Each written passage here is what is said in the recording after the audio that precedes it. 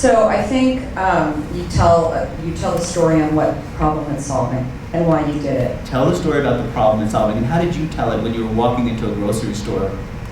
Did you say the story that you just told us? So yeah, I mean that I was drinking Diet Coke, and when I eliminated sweeteners, this is what happened. Okay, all right, and you were starting to say about Google? So Google reached out to us, and being a Bay Area company, had heard that we were doing something, and my husband was at Netscape and knew a couple of the guys, the early guys at Google, and they said, listen, we want to offer free food and beverages for our employees, and we'd really love to try Hint in here. And that was massive, and still to this day is massive. Why? Why is one company giving these drinks out to their employees such a massive change versus Whole Foods, which is your biggest client? So their initiative, and really if you're in the food and beverage industry inside businesses, they look at Google as really a disruptor, a changer in their business, because it's not just about offering great food, which on the front end is what consumers see and employees see as like really great, but on the back end of it, it's about insurance premiums and making their employees healthier. And so they would highlight products like Hint versus soda as helping them to save costs. So that word got out really, really quickly in Silicon Valley.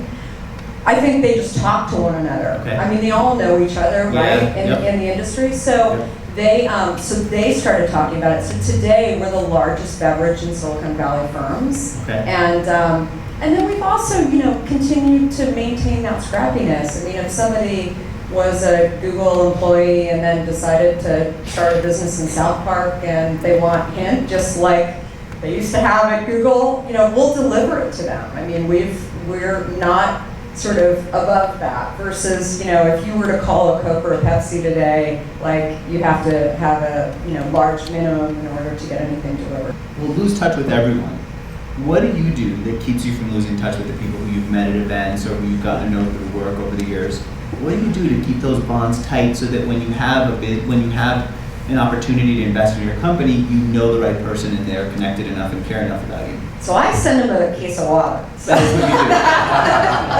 No, sometimes I do, but I think you just email and just like stay connected with people, and I don't know, if you see articles of people say, hey, I saw this, or I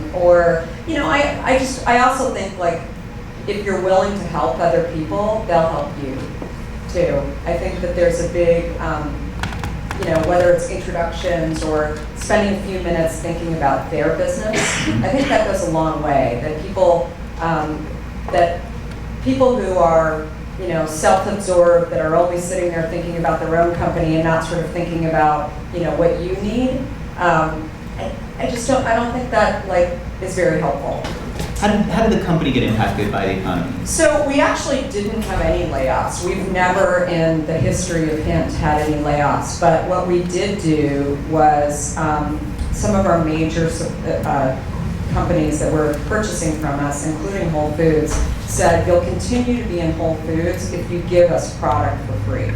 Really? And we were like, wait, how does that work? Like that's kind of crazy. And so we said, no, we're not going to do that, and we're willing to be out of Whole Foods. And our customers actually went into Whole Foods and said, what's the deal with Whole Foods? And then continued to, reach out to us and ask us, what was going on. And so Whole Foods soon came back to us and said, we really need you guys. You guys have, developed not just a great product, but also a category that our customers are used to.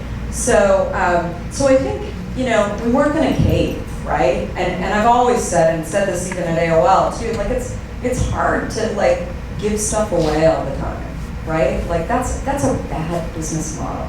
And I still to this day explain that to people. We're willing to do events and lots of stuff, but I mean even major events that we do, I mean most of them are still buying our product. Even if it's at cost, because I want to stay in business, and I explain that to people, and people are pretty understanding about that. But I think sort of knowing what your walk away is.